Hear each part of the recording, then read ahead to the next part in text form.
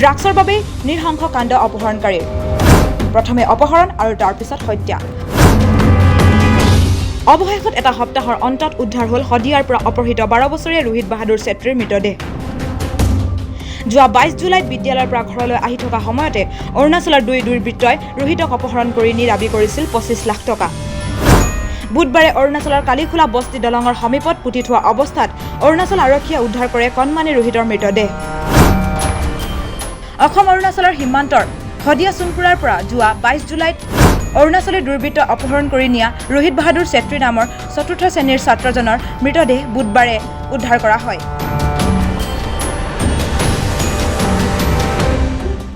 drugs কিনিবৰ বাবে প্ৰয়োজনীয় ধনৰ বাবে নাজুছ তামাই আৰু গোবিন্দ তামাং নামৰ এই দুটা দুৰ্বৃত্তই ৰোহিতক অপহৰণ কৰি 25 লাখ টকাৰ মুক্তিপণ দাবী কৰিছিল দাবী কৰা ধন নাপালে ৰোহিতক হত্যা কৰাৰো ভাবুকি দিছিল এই দুটা নৰপিচাচে দাবী কৰা ধন নাপাই কণমানি ৰোহিতক অতি বৰ্বৰভাৱে হত্যা কৰি পুতি থলে এই দুটা নৰপিচাচে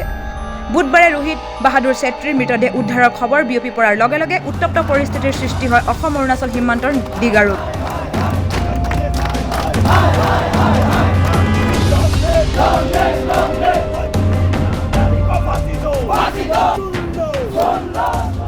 দুয়োখন ৰাজ্যৰ সংযোগী পথ অৱৰোধ কৰি শদিয়াৰ সোণপুৰাৰ ৰাইজ তথা গোৰ্খা ছাত্ৰ সন্থাৰ সহস্ৰাধিক নেতা কৰ্মীয়ে অৰুণাচলৰ দুৰ্বৃত্ত দুটাক কঠোৰ শাস্তি বিহিবলৈ দাবী জনায়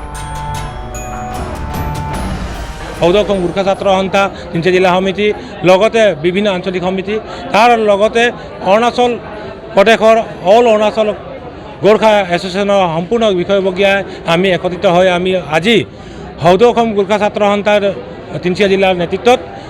দিগাৰু আলুবাৰী ঘাটৰ ওচৰত পথ অৱৰোধ কাৰ্যসূচী হাতত লওঁ এই পথ অৱৰোধ কাৰ্যসূচীৰ জৰিয়তে আমি অসম গোৰ্খা ছাত্ৰ সন্থা তিনিচুকীয়া জিলা সমিতিৰ হৈ আৰু অল অৰুণাচল গোৰ্খা এছ'চিয়েশ্যনৰ সমিতিৰ হৈ আমি চৰকাৰ তথা প্ৰশাসনক দাবী জনাব বিচাৰিছোঁ যে আমাৰ যি মৃত ছাত্ৰগৰাকীৰ যি উচিত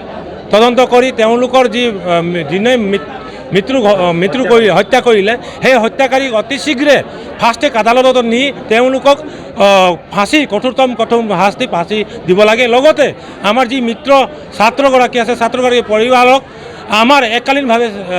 যি আৰ্থিক সাহায্য 50 লাখ টকা অৰুণাচল চৰকাৰে